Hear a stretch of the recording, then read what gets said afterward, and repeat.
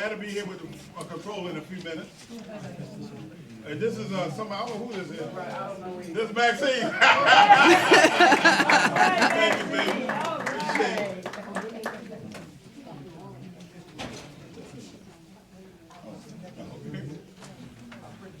Come in, one of our newest guys of our board member, Mr. Skelton, can you come up here, please? Let's give him a nice round of applause. He's a John Hopkins graduate, and he's doing a wonderful job. Let's give him a nice round. Shannon Morgan with the Catholic family, she'll be here in a minute. And Valerie Mann, her sister, will be here in a minute. Okay, now, we're going to go through some things here.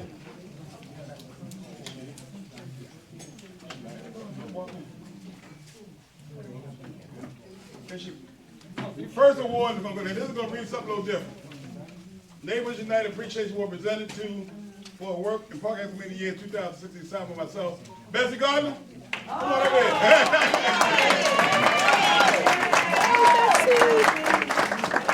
Thank you, baby. Bessie does a lot for our community, and I want to be a nice surprise. Thank you, baby. Happy holidays to you. Thank you very much. You got a picture there? Thank you, baby. Okay. Y'all know, man, let's get Bessie another round of applause.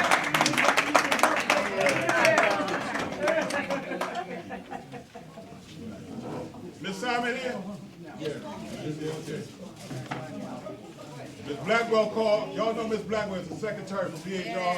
And a lot of robocalls you get is because of her. Miss Blackwell does an outstanding job for the community. Let's give her a round of applause. Miss Pulley here? Miss Pulley, come on up, please. Miss Pulley is the principal at Edgecombe Service, and she used to be the principal at Langston Hughes. Let me tell you something. Miss Pulley is an outstanding educator, outstanding principal, and she's an asset to our community. So let's give her a right round of applause. And also, she's the reason why we do that food pantry at Edgecombe. We're going to start some reading programs over there. She's an excellent. This is my buddy, my main squeeze here. She does such a good job. Thank you, Miss Pulley, for everything. Give her a nice round of applause. Miss Simon, you walked in at the right time. Give me your, come on up here, Miss Simon. And this is not only my good friend, this is my sorority sister. And all y'all know, all y'all know Miss Simon. Y'all don't know Miss Simon? Who here don't know Miss Simon? But this is Miss Simon. But she runs the Z-Hab down at the Zeta Center for the seniors. And she does it. Go down there, you know how to dance, you know how to play pinochle, you know how to play, what else you know how to play? Big wheel. We learn how to age gracefully and with respect. There you go. And this is for her. Eat properly. properly, move more. And believe me, she does an outstanding job there. Y'all go down there, give her a nice round of applause.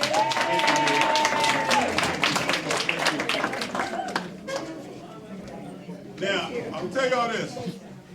We got a lot of organizations in our association, Neighborhood United, a lot of different neighborhood associations, and just about everybody on our executive board, just about is president of their own neighborhood association. But I'm going to tell you this, folks. There is one association that I try to build our organization out. They do such an outstanding job. They always got a crowd in their meetings, and I had to choose one association that stood above the rest. And I'm going to tell you what that association. Ms. Minerva Eden. Come on back up here.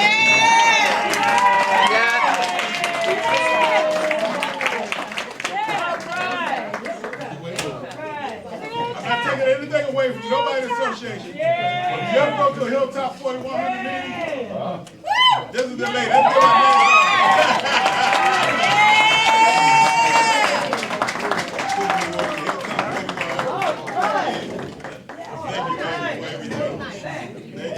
her a She does an outstanding job with it. Their meetings are held. Ms. Minerva, when is the meeting? Huh? The fourth Monday of every month at the police station. There's a reason why they have it at the police station. You find out they're going to lock you up. Now, the next one is for somebody that's really special to me. Of course, I'm rushing a little bit because I want to get to the dance and to get to the food and all that stuff. Because I think our business basis over some of these things. I'm going to tell y'all this story. Yeah, let's do the story. I'm going to tell y'all this story. It's really, really sentimental to me. This lady right here, Ricky Spector, was a very, very good friend.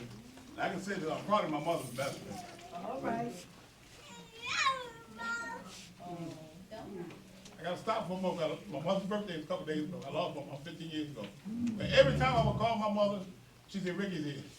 Amen. And when I come up from where I was, whether in the Army or down at St. Mary's County working or whatever, I come up here, first time I meet Ricky.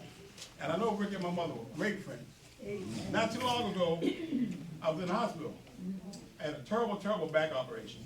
And Sally had been there about 2.5 weeks. I was ready to go home. I said, Mitchell, you go home tomorrow. I called my niece. I said, look, I want to go home. She said, well, I can't pick you up at 4 o'clock. She's a nurse. I got patients.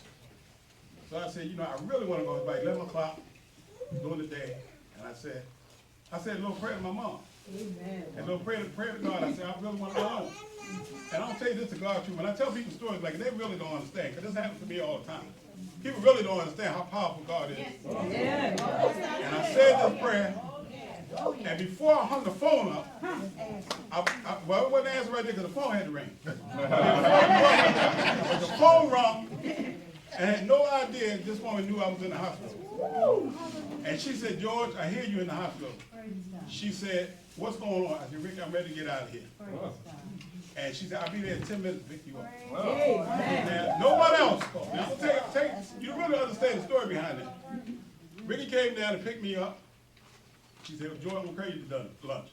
Went out to Sabatino, that little Italy. She told the girl, come out and help my friend. Because I was walking in a walker. I didn't think I would walk again. And she went up, we didn't have lunch, we sat and talked. She brought me home just like I live in my mother's house, man. Same place she's been coming for 40 years. She got to help me in the house. So I'll tell you the real story behind it. You really don't understand this. When a child is in trouble, who comes to their aid? Their mother. I'm a good father. I got 3 good kids. But when they get in trouble, they call their mother first. Then she called me. So I was saying a prayer, and I know my mother heard my prayer. Amen. And I'll tell you what happened. She reached out to one of her best friends. It's all right. It's all right. And she said, my son's in trouble. You go take care of my son. And that's the one who take care of him. And I'll never ever forget, I've been knowing her since I was 20 years old. Wow. Come on up here, Ricky Spack. Let's give her a hand.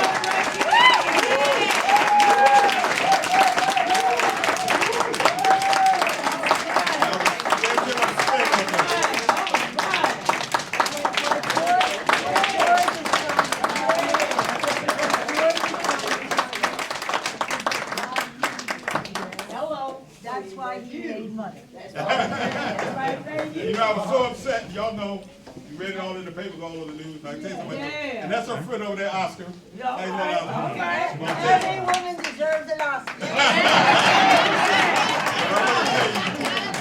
Let me read this for her. Neighbors United appreciate the representative Councilwoman Rochelle Ricky Spector for 39 years of service in the Park Heights community. Thank you. December 2016. You know, these two little guys was out of school, hijacked her car. They tried to hijack her car. Yes, sir. That's why we got these bruises with this. But they ran into the wrong person. She's a little feisty, something. And Ricky gave her brother their money. Both of them ended up getting locked up. So they didn't take a car. And they tried to drag out the car. They really said, man, you know how you jump out of an airplane with no parachute? And you get halfway down and say, I done messed up. That's what happened to her. The 15-year-old told his grandmother, that lady yelled like hell. Ricky, want to say something? Yes, I do. You know, we're all family. We're all family. And we know if you keep doing good things, you get your reward. I got it in one fell swoop. When I got in my car and turned my car on, I was putting the phones on the dashboard because they never stopped ringing. And and Oscar, who'll be 95 and carries oxygen, was parked next to me and left a little bit before me. If these boys would have seen Oscar, it was God's will. I walked home. Sharon will tell you. Betsy will tell you. Kimberly will tell you. I walked all by myself. 11 o'clock at night, I walked home. I was in a guarded gated, patrolled, monitored, secured garage. Couldn't be in a safer place. Right. I put the car on and two kids in school uniforms and school bags. School uniforms? Over short, and I just had surgery here, lots of stitches. And I'm gonna, this is not the holiest place, but I'm gonna be honest with you all. I thought they were two boys, if they would've needed a ride, or they needed food, or they would've needed money, I would've helped them. Right. I would've helped them. Right. The big one is 15, little one is 13, and he said, "You white bitch, give me your car." I said, "You son of a bitch."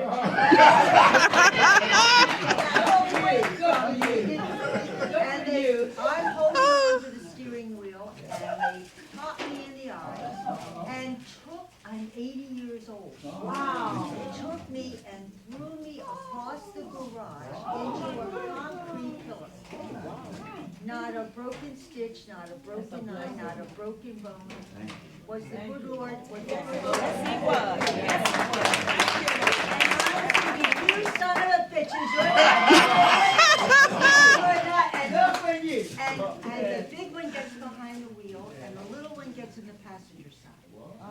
Wow. I'm holding the key that opens the gate. God put it there. I always keep it in the pocket of my door. This is God. Yes, it was. Yes, it was. I'm holding the key and I can't get up because I got a lot of padding, but they threw me down on my rump.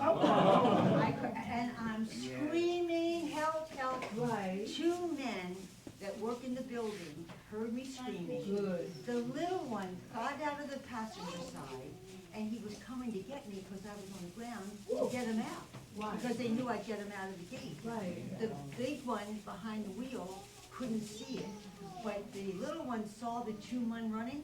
He turned around and ran the other way. Good. The 15-year-old couldn't see it because that pillar was there. And the two men grabbed him out Good. and tackled him on the ground. Good. And my eye blew up, and the kid says, "Lady, I didn't hit you." Oh, I said, "You son of a bitch." Of course you hit me. The ambulance is there, the police is there, and I was never afraid I would know. I thought to myself, what have we got here? These are Right. kids. Right. What have we got here? You know why I didn't let them, and my kid said, "Mom, you should," and by the way, they totaled the car. My kid said, "Mom, you should have given the car." You know what? They would have killed some innocent person. Right. Oh, yeah. Yeah. These person- Or they would have gotten killed. Yes. That wasn't, I couldn't let it happen. Right. So listen to me, the good go young. I'm here forever. The first 40 years, I was born and raised, had my family, loves of my life. The second 40, I made city council work for people. Wow. This 40, I'm gonna devote to fixing this juvenile justice. Yes. Amen. There's something wrong. Yes. The 13-year-old has not, this is since December 2nd, nobody's come to try to get him out of detention. Wow. The 15-year-old, the mother, the father, the grandmother, the football coach, and the uncle came. And I went over and I said, "If you want to save your boy, I'll help you save your boy. Amen. You're gonna be there."